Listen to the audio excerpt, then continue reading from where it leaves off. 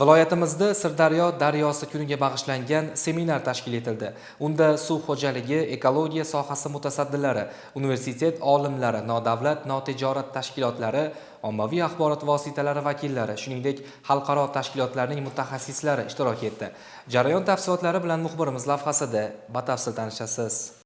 Sirdaryoni muhofazalashga qaratilgan ekologik muloqot butun mintaqa istiqboli haqida yangicha qarashni talab qilayotgan jarayon sifatida boshlandi. Markaziy Osiyoning eng yirik transchegaraviy suv arteriyasi Sirdaryo va uning muhim irmog'i Qoradaryoni asrash masalasi bugun geografiya yoki statistika doirasida qolmayapti. Masala hayotiy, iqtisodiy, ijtimoiy va ekologik omillar bilan chambarchas bog'langan. Sirdaryo O'zbekiston, Qozog'iston, Qirg'iziston va Tojikiston hududlarini kesib o'tadi. Ulkan havza millionlab insonlarning ichimlik suvi, qishloq xo'jaligi uchun zarur resurs, energetika tarmoqlarining ishonchli manbasi sifatida xizmat qilmoqda. Daryo holati esa mintaqaviy barqarorlikning eng sezgir indikatoriga aylangan. Vaziyat esa jiddiy. So'nggi yillarda muzliklarning qisqarishi, suv tanqisligi, cho'llanish jarayonining tezlashuvi, yer va yaylovlarning qisqarishi, flora va faunaning kamayishi kabi omillar mintaqadagi ekologik vaziyatni keskinlashtirib qo'ydi. Mutaxassislar fikricha, jarayonlar ko'rsatkichlarining kamayishi uchun davlatlararo hamkorlik, ilmiy izlanishlar, xalqaro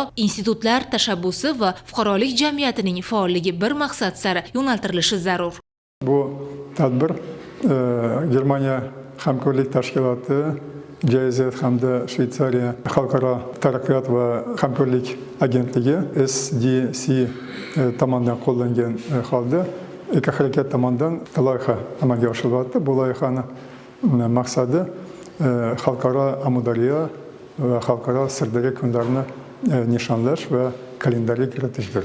Gap shundaki, 5 ta mamlakat faollari mana O'zbekiston ekologik harakat O'zbekistonda, boshqa mamlakatlarda xuddi shunday ekologik tashkilotlar qator tadbirlarni tashkil qilyapti. Bugungi tadbirda biz Sirdaryo suv havzasida suvni tejash masalasi, qishloq xo'jalikda, kommunal tizimida va har bir xonadonda suvdan qanday oqilona foydalanish, keyin davlatlararo adolatli foydalanish masalasini ko'taryapmiz. Zoomda esa 14 ta hududdan bizni ekoharakatimizni bo'linma rahbarlari, faollari masofadan qatnashib o'z fikrlarini, taklif tavsiyalarini berishga imkoniyat yaratilgan. Taqdimotlarda Sirdaryoning bugungi holati chuqur tahlil etildi. Andijon viloyatida suvdan foydalanish samaradorligi, zamonaviy suv tejovchi texnologiyalarning joriy etilishi, Farg'ona vodiysi ekotizimidagi bexilma-xillikni asrash aniq dalillar bilan yoritildi. Mutaxassislar iqlim o'zgarishi sharoitida suv resurslarini boshqarish tamoyillari keskin yangilanishi lozimligini, global tajribaga asoslangan yechimlar hamkorlikda amalga oshirilishi kerakligini qayd etishdi.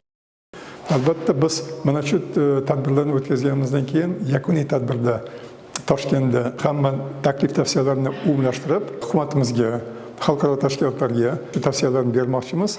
Birinchidan, suvdan oqilona foydalanish masalasiga tegishli qanaqa yangi texnologiyalar, qanaqa yangi usullardan foydalanish.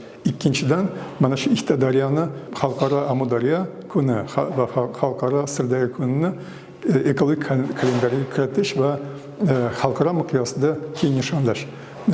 Nima uchun bu tashabbusdan chiqyapmiz? Chunki bu ikkita daryoni suv resurslaridan foydalanish masalasini ko'proq aholimizga yetkazishimiz kerak. Chunki suvdan foydalanish madaniyati, umuman ekologik madaniyat masalasi bu eng dolzarb masalalardan biri. Tadbir yakunida suvdan oqilona foydalanish, aholining ekologik madaniyatini oshirish, Sirdaryo havzasining barqaror kelajagini ta'minlashga qaratilgan tavsiyalar paketi ishlab chiqildi.